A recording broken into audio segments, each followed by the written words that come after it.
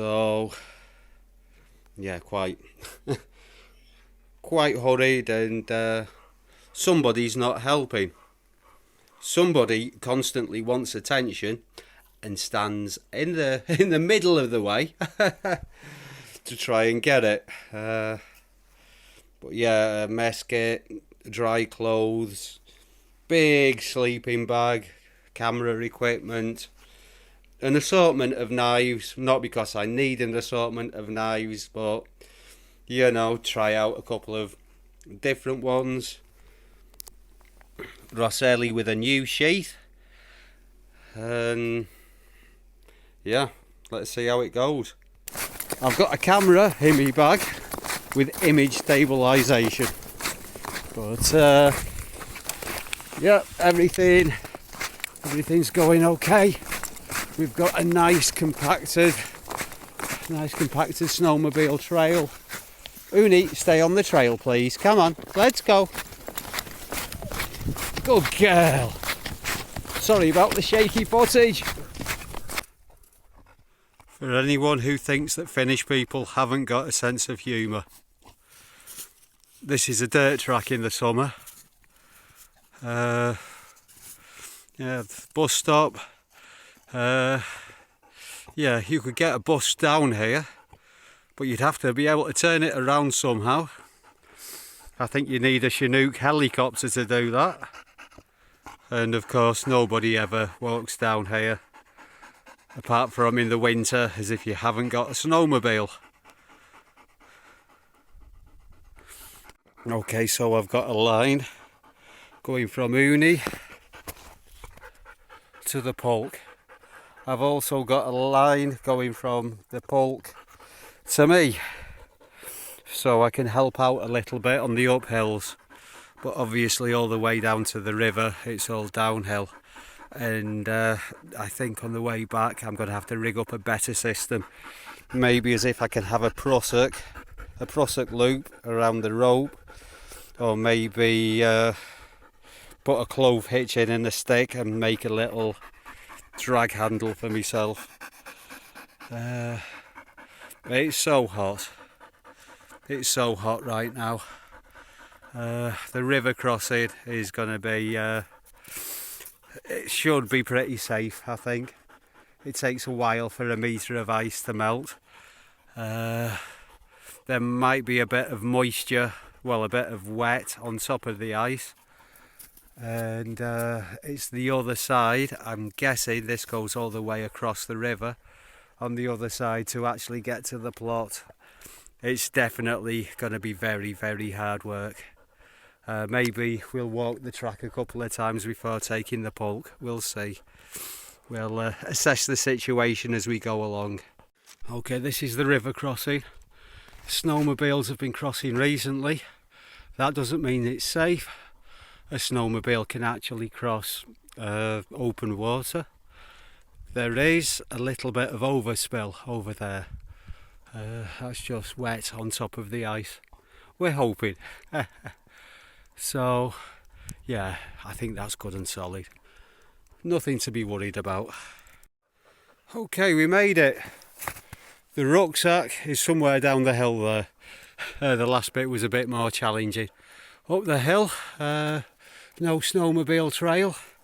I used my ski pole to create a bit of a drag handle on the line. So first, we're going to go down to the river because I think Uni needs a drink and so do I. And then we'll go back and get the rucksack. I've been checking. These things have normally, there's little bits of plastic that you cut off, and then you can make holes to pass bungees through. But seeing as it's not my Polk, I didn't want to do that, so I've just been checking frequently.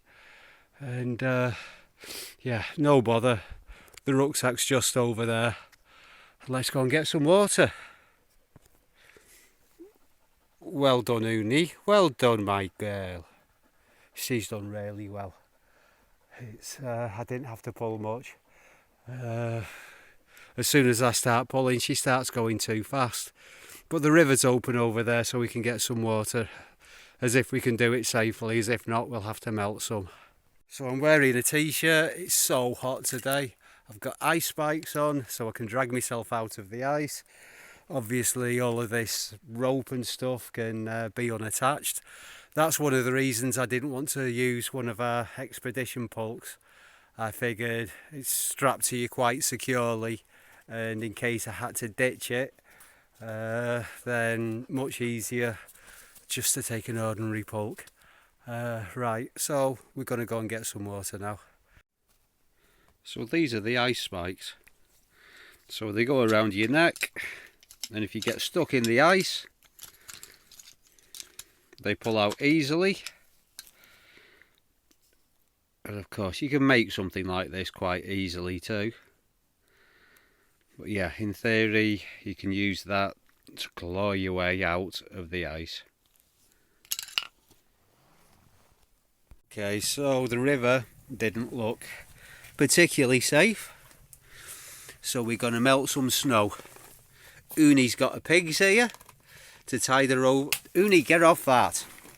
Oi, not that one. Leaving stuff lying around everywhere. That's my fault, Uni. Okay, so yeah, just going to get some snow. Then we'll have something to eat. Then I think, well, I'll turn the camera around once I've got some water on the boil. Runny makara. Good stuff. It's sausages with buckwheat. I think it's buckwheat.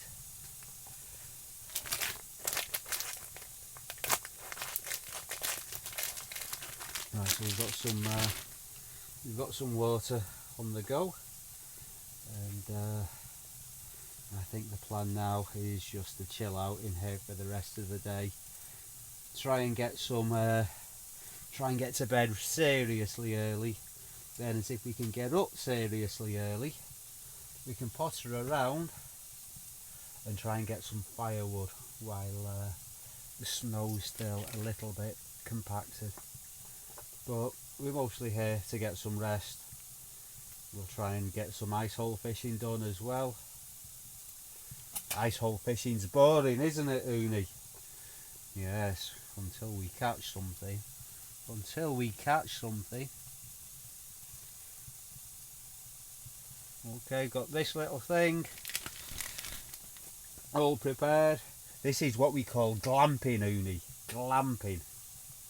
You've never done this kind of camping before, have you? No, you've just been under a tiny little tarp. Uni's never been here before. Then next time she comes, she's going to have to come in a canoe. That'll be fun, won't it? Hey, stop. Hey, that's sharp.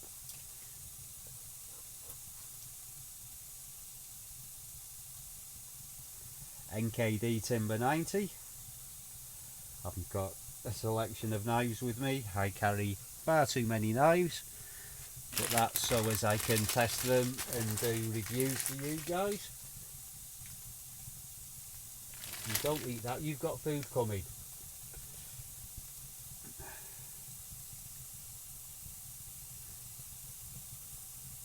And water. I'm sorry, you really need water, don't you? So the water will be ready soon. At least there'll be something melted for Uni.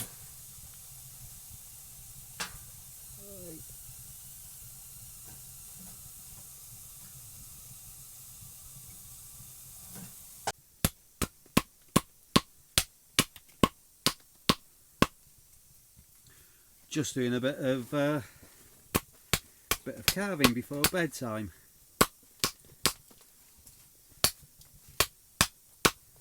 With the Terava Scrama. So this is new, at least to me, second hand, and it actually works quite nicely for this. So yeah, this is going to be a spoon, quite heavily spaltered, so the markings there. So that's caused by a fungus that grows on dead wood.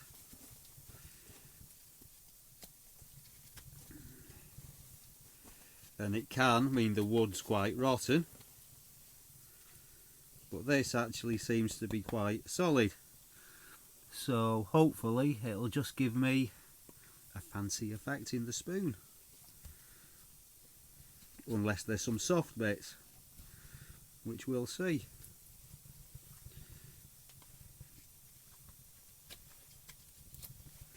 Of course I'm going to use something a bit smaller than this for a lot of the work, but this is quite good for roughing out.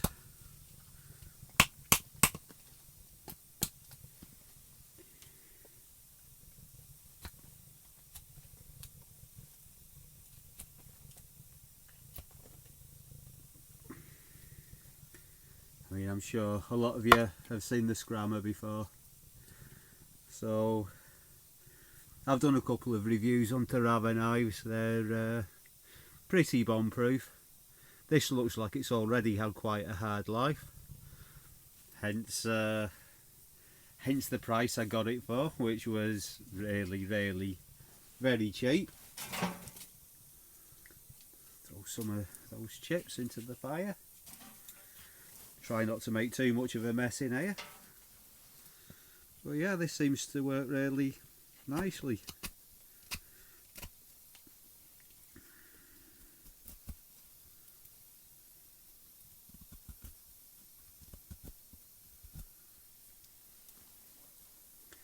Really quite surprisingly good for the delicate stuff, as well as the chopping.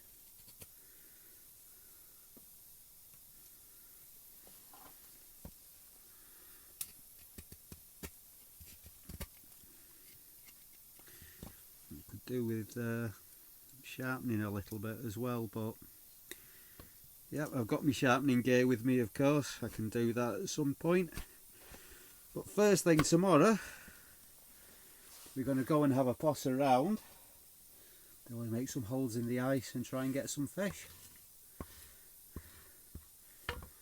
Which is boring, Uni, isn't it? It is. Uni's asleep. She seems to be quite at home here, which is nice. Anyway, I think that's it for the first video from here. And thank you very much for watching, everyone. Please give us a comment and thumbs up, all of that stuff. And I'll see you all very soon for another Kuukkeli bushcraft, probably from Camp Kuukkeli. Thanks for watching, and bye for now.